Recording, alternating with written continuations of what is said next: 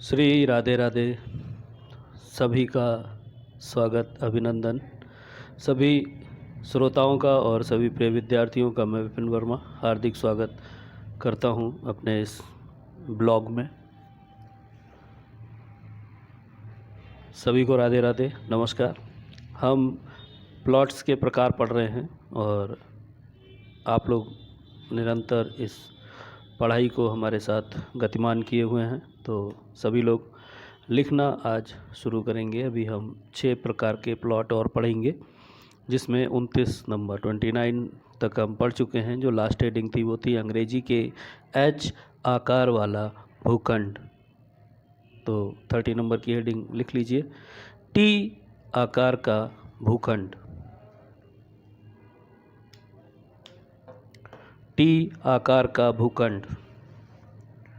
यह भूखंड एक अशुभ भूखंडों की सूची में आता है। यह अंग्रेजी वर्णमाला के टी अक्षर के आकार का होता है। यह आकार अपने भूखंड में सभी प्रकार के दुखों, अमंगलों, कष्टों और परेशानियों को पोषण देता है। अतः व्यक्ति को अपने सभी उद्देश्यों की पूर्ति करने हेतु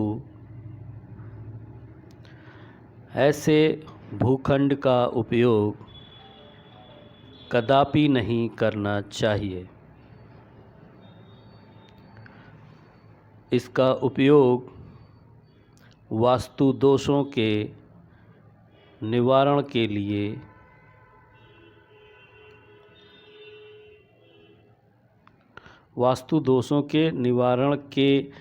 बिना नहीं किया जा सकता। इसका उपयोग वास्तु दोषों के निवारण के बिना नहीं किया जा सकता। जिस भी व्यक्ति को इस प्रकार की भूमि अपने बड़ों से, पूर्वजों से, रिश्तेदारों से अनायास ही मिल गई है, उनको भी ऐसी भूमि पर रहने योग्य भवन का निर्माण नहीं करना चाहिए। बिना वास्तु के स्थापना के यहाँ पर निवास भी नहीं करना हितकर है। अगली हेडिंग 31 नंबर की रहेगी, मंदिर नुमा भूखंड। इस भूखंड में मंदिर का सा आकार देखने को मिलता है। इस मंदिर नुमा भूखंड में रहने वाले फक्कड़ किस्म के लोग हो जाते हैं। इस मंदिर नुमा भूखंड पर निवास बनाकर रहने वाले लोग बैरागी बनकर घर गृहस्थी का परित्याग करके नगर या देश में घूमते देखे गए हैं।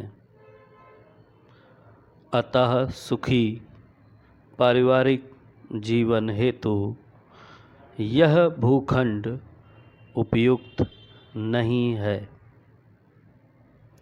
जीवन को जीने वाले कदापि भी फक्कड़ या घुमक्कड़ नहीं बनना चाहते, पर घर के भूखंड की ऊर्जा मानसिक मनोवृत्ति को हर प्रकार से फक्कड़ बनाकर बहिर्गमन करने का फल करता है। ऐसे भूखंड पर निर्मित भवन के निवासियों को सब कुछ छोड़ छाड़ कर बिना परिवार बसाए एकांत की खोज में जाने की मंशा अधिकांश लोगों में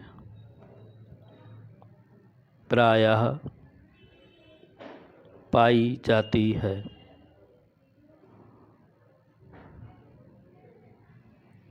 अगली हेडिंग 32, चिमटाकार भूखंड। वही चिमटा जिससे आप समझ तो गए ना, रोटियां बनाते हैं। 32 नंबर की हेडिंग, चिमटाकार भूखंड डैश। यदि कोई भी भूखंड एक तरफ से लंबा और दूसरी तरफ से छोटा, मतलब चिमटे के आकार का हो, तो उस भूखंड को चिमटाकार भूखंड कहते हैं। यह भूखंड भी सभी प्रकार की अशुभता के भूखंड कहे गए हैं। चिमटाकार भूखंड को अशुभ प्रभावों में सूचीबद्ध वास्तु ग्रंथों में भी नकारात्मक प्रभावों को देते हुए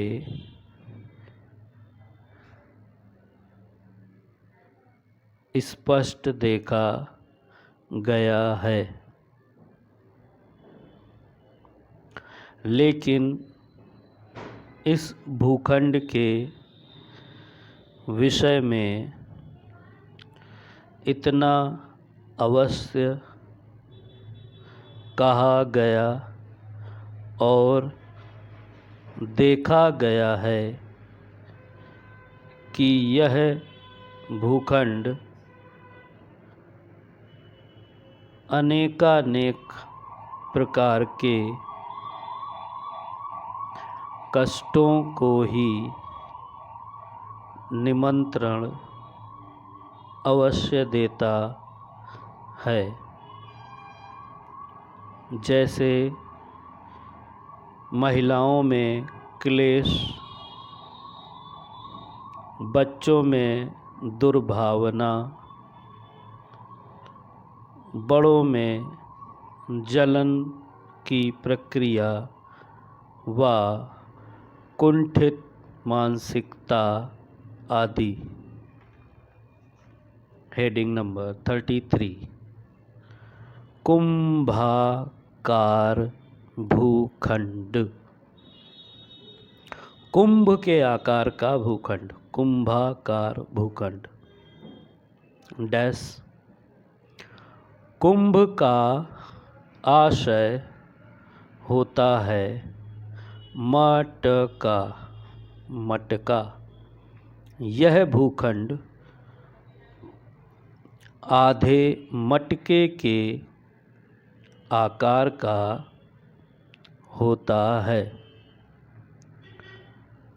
अर्थात आगे से संकुचित और पीछे से चौड़ा,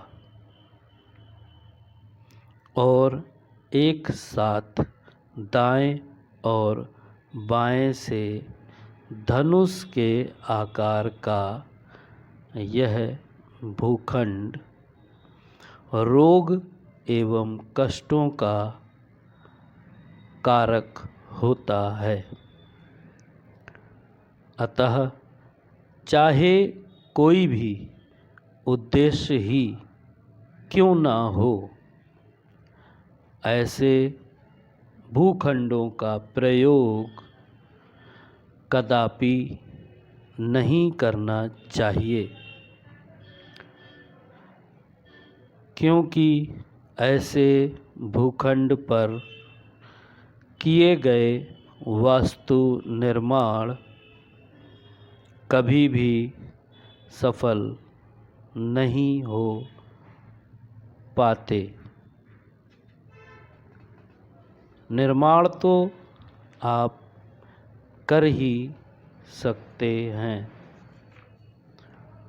पर ऐसी संगति उसमें नहीं देखी जाती जो आपके जीवन को सुचारू रूप से चलाने में सहयोग करे। अतः कुंभाकार भूखंड को भवन बनाने हेतु चयन करते समय छोड़ देना ही श्रेयस्कर है। हमने 33 हेडिंग पूरी की हैं, 33 पूरी की हैं। 34 और 35 बड़ी हेडिंग है, डिटेल भी बड़ी होगी, तो उनको एक और वीडियो में विस्तृत तरीके से लेंगे। बाकी इन 3 हेडिंगों की जो अभी लिखवाई हैं, इनकी जो ब्रीफिंग है वो कर देते हैं, क्योंकि इनको रोक के रखा था कि आपको इस पे कुछ और चीज़ें भी समझानी हैं जो आगे चल के एक पूरा जो पार्ट है, वो एक खंड है पूरा जो पढ़ाना है, सिर्फ टी आकार की एंट्रेंस के बारे में, कि अगर कोई बिल्डिंग टी पॉइंट पर है और वहाँ पर उसका एंट्रेंस आ रहा है, या वो बिल्डिंग ही टी पॉइंट पे आ रही है, तो उसका फ्यूचर कैसा है, टी पॉइंट को ही हम पढ़ेंगे उसमें। तो ये हेडिंग टी आकार का भूखंड लेके आई, तो इसको उससे भी रिलेट करते हुए समझाते हुए चलना है। तो हेडिंग नंबर 30 टी आकार का भूखंड डैश। यह भूखंड एक अशुभ भूखंडों की सूची की एक कड़ी ही है।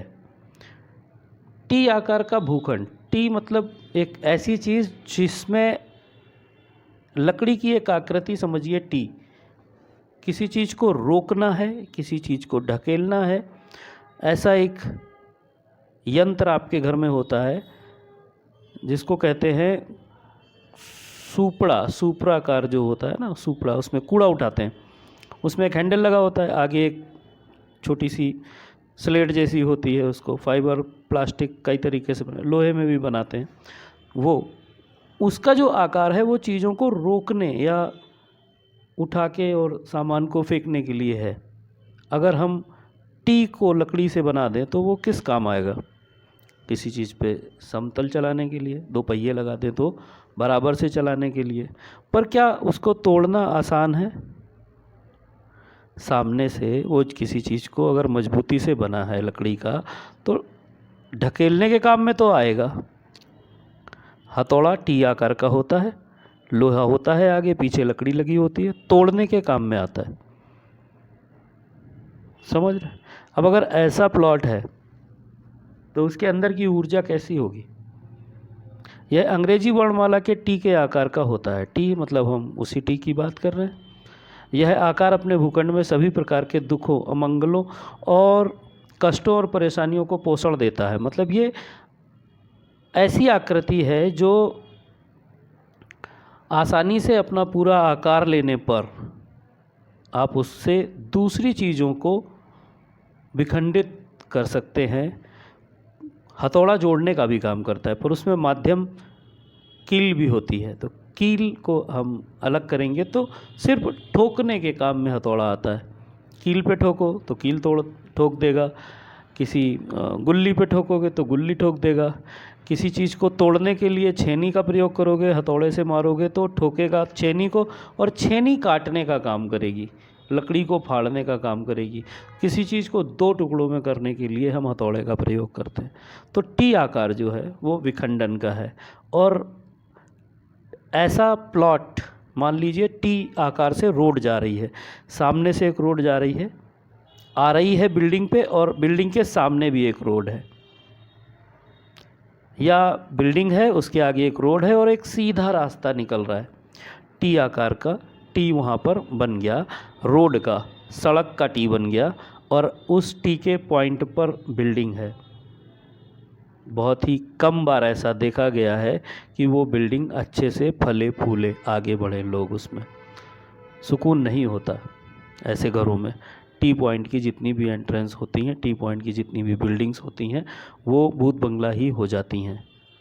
या उनका रख रखाव बहुत ज़्यादा अच्छे से किया जाए, मेंटेनेंस बहुत अच्छे से रखा जाए, या वहाँ पर वास्तु का निर्माण ठीक तरीके से किया हो, उसके दो खंड किए गए हों और दोनों खंडों पर अलग अलग तरीके से मिलाकर एक बिल्डिंग बनाई गई हो, तो ही उस पर वास्तु संरचना से कुछ हम लाभ ले सकते हैं। टी मतलब समान आकार की ज़मीन, ऊपर 20 बाई 50 का प्लॉट, उसी से जुड़ा हुआ एक 20 बाई 80 का प्लॉट, ऐसे बनेगा टी पॉइंट। बीच से कट के बनेगा तो ना तो वो एल आकार का है, ना ही उसे मोल्ड कर सकते हैं। तो ऐसे में टी आकार का 2 रेल के डिब्बे मान लीजिए आपको टी आकार में रखने हैं, तो क्या ही भविष्य होगा उसका। उसमें एनर्जी पॉजिटिव नहीं रहती है, इसलिए टी आकार की एंट्रेंस और टी आकार का जो टी पॉइंट पर जो एंट्रेंस होता है, टी पॉइंट पे जो बिल्डिंग होती है वो, और टी आकार का जो प्लॉट है, ये दोनों ही नेगेटिव हैं। अतः व्यक्ति को अपने सभी उद्देश्यों की पूर्ति करने हेतु ऐसे भूखंड का उपयोग कदापि नहीं करना चाहिए। सजेस्ट यही किया जाता है कि आप ऐसे किसी भी प्लॉट पर पहले तो परचेज़ ना करें, पर अगर कहीं से हिस्से में आ रही है, होता क्या है गांव में जो पुश्तैनी ज़मीन होती है उसमें एक लोग अपना हिस्सा ले लेते हैं, दूसरे लोग अपना हिस्सा ले लेते हैं। जो कमज़ोर भाई होता है उसको गैलरी जैसी एक दे देते हैं, फिर पीछे एक हिस्सा दे देते हैं। ऐसे में लेफ़्ट और राइट में अगर किसी ने अपना हिस्सा लिया और बीच से एक गली निकाल के पीछे का हिस्सा दोनों जो आगे प्लॉट काटे उनके हिस्से का दे दिया, ये टी आकार का प्लॉट हो गया।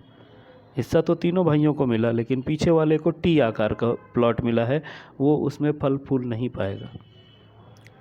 बाहर से समान गहराई से तीनों भाइयों ने प्लॉट लिए होते तो ठीक रहता। तो ये जो स्थिति है ये सही नहीं है। इसका उपयोग वास्तु दोषों के निवारण के लिए, निवारण के बिना नहीं करना चाहिए। ठीक है ना। अगली हेडिंग है 31, मंदिर नुमा भूखंड।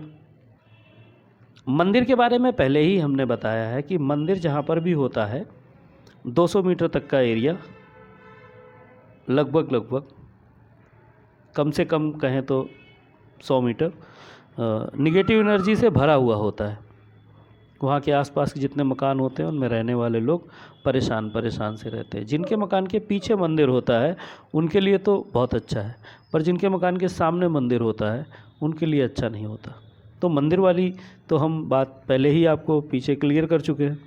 अब मंदिर नुमा भूखंड है अगर, तो इस मंदिर नुमा भूखंड में रहने वाले फक्कड़ किस्म के लोग हो जाते हैं। मंदिर मतलब आध्यात्म से जुड़ी हुई चीज़, धर्म से जुड़ी हुई चीज़। इसमें क्या है, मन रसिक हो जाता है और आप एकांतवासी हो जाते हैं। वियोग तो नहीं होता है यहाँ पर आप किसी के साथ में जुड़ के नहीं रह पाते हैं। तो फक्कड़ जितने भी हो जाते हैं उन लोगों के लिए ये गलत है कि उनके जीवन में कोई धारा ही नहीं है, उनको कोई उद्देश्य नहीं है, उनका कोई धर्म नहीं है, उनको मालूम नहीं है उन्हें अपनी लाइफ में क्या करना है। तो ऐसी वाली जो विसंगति है ये इस वाले प्लॉट से आती है। इस मंदिरनुमा भूखंड पर निवास बनाकर रहने वाले लोग बैरागी बनकर घर गृहस्थी का परित्याग करके नगर या देश में घूमते देखे जाते हैं। अब जितने लोगों ने भी अपना घर छोड़ा और बैरागी बन गए, जिसमें महात्मा बुद्ध का नाम आता है, उनका जो जैनी है उनका नाम आता है, जो जैन लोगों के जो गुरु हैं वह अब उनकी प्लॉट की क्या स्थिति थी नहीं पता है, लेकिन जैसे ये लोग बैरागी बन जाते हैं वैसे ही इस प्लॉट मंदिरनुमा भूखंड में जो लोग रहते हैं उन लोगों को भी देखा जाता है कि वो अपने परिवार को छोड़ के, अपने साथ के जो सगे रिश्ते हैं उनको छोड़ के, घर गृहस्थी छोड़ छाड़ के बैरागी हो जाते हैं। अतः सुखी पारिवारिक जीवन हेतु यह भूखंड उपयुक्त नहीं है। अगर आप सुख चाहते हैं, आप ये देखते हैं कि आप सुखी रहें, तो वैसी स्थिति इस प्लॉट पे आपको मिलती नहीं है। ठीक है ना। जीवन को जीने वाले कदापि भी फक्कड़ या घुमक्कड़ी नहीं बनना चाहते। जितने भी जीवन जीना चाहते हैं वो जीवन जीना चाहते हैं तो वो कुछ वस्तु विनिमय करना चाहते हैं, कुछ लेन देन करना चाहते हैं, जीवन को सही मापदंड पे चलाना चाहते हैं।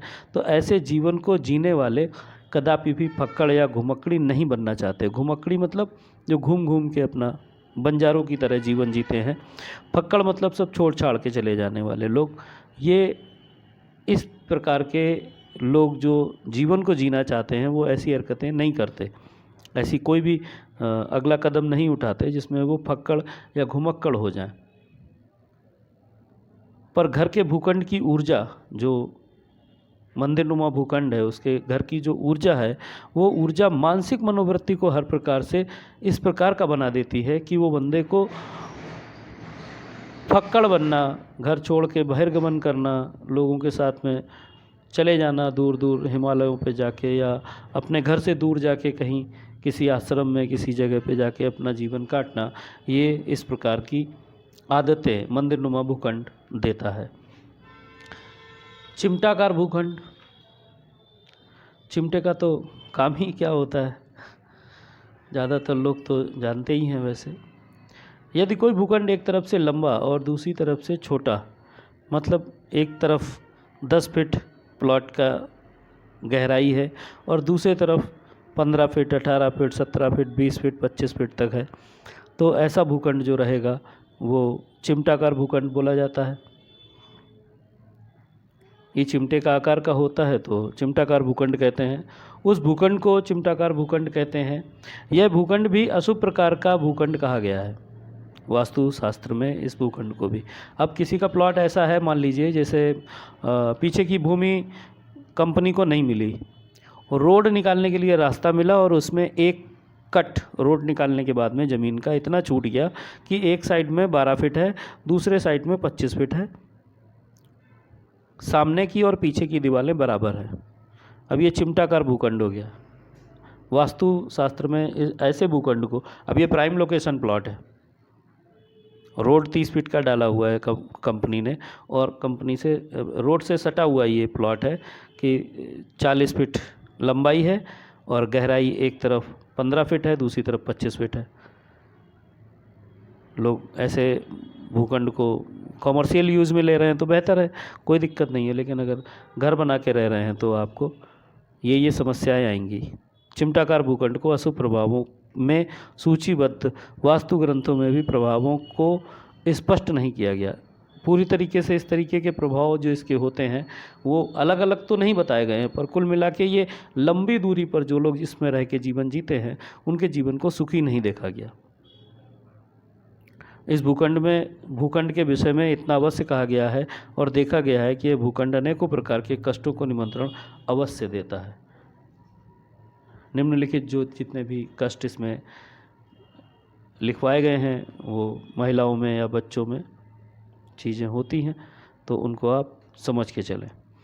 अगली हेडिंग नंबर 33 कुंभाकार भूखंड। कुंभ मतलब घड़ा, अधजल गगरी छलकत जाए, कहानी सुनी।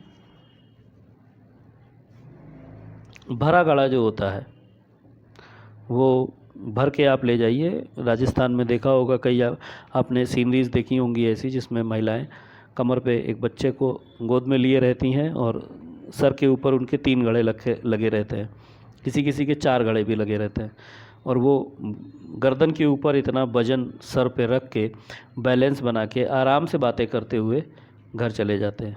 तो ये भरे घड़े की बात है। और अधजल गगरी, आधा भरा हुआ जो घड़ा है, उसकी कहानी कुछ ऐसी है कि आप 4 कदम भी चलेंगे तो पानी छलकेगा ही छलकेगा, क्योंकि उसके अंदर की गुरुत्वाकर्षण शक्ति जो है वो चाल के हिसाब से बदल जाती है। तो अंदर जब पानी अपनी चाल बनाता है तो वो निकल के बाहर आने के लिए उत्सुक हो जाता है।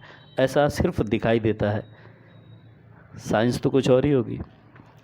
चलिए, कुंभ का आशय होता है मटका। मटका जिसका दूसरा नाम है कुंभ। कुंभ एक राशि भी होती है, उसमें भी मटका ही होता है, कलश होता है उसमें। यह भूखंड आधे मटके के आकार का होता है। आधे मटके के आकार का यह भूखंड होता है, अर्थात आगे से संकुचित और पीछे से चौड़ा। गौमुखी प्लॉट भी ऐसे ही होता है, आगे से संकुचित और पीछे से चौड़ा, और एक साथ दाएं और बाएं से धनुष के आकार का यह भूखंड। लेफ्ट में भी एक त्रिभुज जैसा बनेगा, राइट में भी एक त्रिभुज जैसा बनेगा। तो ये जो है कुंभाकार भूखंड। आप एक शब्द होता है, एक बर्तन होता है, वो घड़े जैसा होता है, उसे बोलते हैं तमाड़ी। अगर वो तमाड़ी या गगरी जैसी है तो ये पीतल का या तांबे का आता है। तो उसके आकार को देख के आप समझ सकते हैं कि हम कौन से प्लॉट के डिज़ाइन को बता रहे हैं। ठीक है, ऐसा प्लॉट आपको रोग एवं कष्टों का कारक होता है। आपको कष्ट मिलेगा, रोग लगेगा, इस बात का कारक ये प्लॉट है। अतः चाहे कोई भी उद्देश्य ही क्यों ना हो, किसी भी प्रकार से आपका उद्देश्य कुछ भी हो, घर बनाने का, हॉस्टल बनाने का, व्यापारिक एक्टिविटी करने का, कुछ भी हो, बिजनेस करने के लिए, ये ऐसे भूखंडों का प्रयोग कदापि नहीं करना चाहिए, क्योंकि ऐसे भूखंड पर किए गए वास्तु निर्माण कभी भी सफल नहीं देखे गए। कुंभाकार भूखंड हो या चिमटाकार भूखंड, मंदिरनुमा भूखंड हो या फिर टी आकार का भूखंड, भूखंड तो भूखंड होता है। सभी लोगों को अपने लिए घर खरीदना, घर बनाना एक सपना होता है, लोग पूरा करना चाहते हैं, पर बहुत बार प्रारब्धवश हम ऐसा प्लॉट खरीद लेते हैं जो हमको पूरे जीवन सिर्फ यातनाएं, परेशानियां, दिक्कतें यही देता है।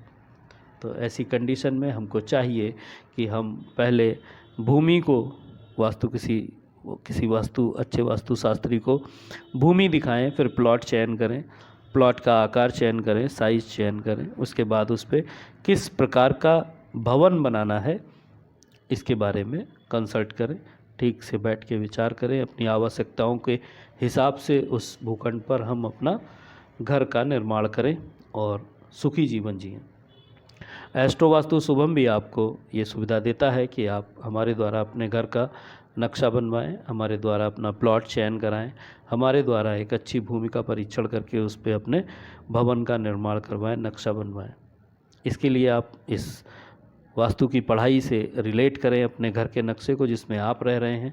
अगर वो नहीं सही है और आप उसमें से बाहर निकल के उसको ट्रीट नहीं कर सकते किसी कारणवश, मान लीजिए वो आपका फ्लैट है, रो हाउस है, ऐसी कॉलोनी है जहाँ पे आप चेंजेस नहीं कर सकते, तो आप कहीं बाहर एक भूमि देखें, प्लॉट खरीदें, प्लॉट लेके और उस पे घर बनाना चाहते हैं वास्तु सलाह के साथ में, तो आप एस्ट्रो वास्तु शुभम हमारी फर्म के साथ जुड़ सकते हैं।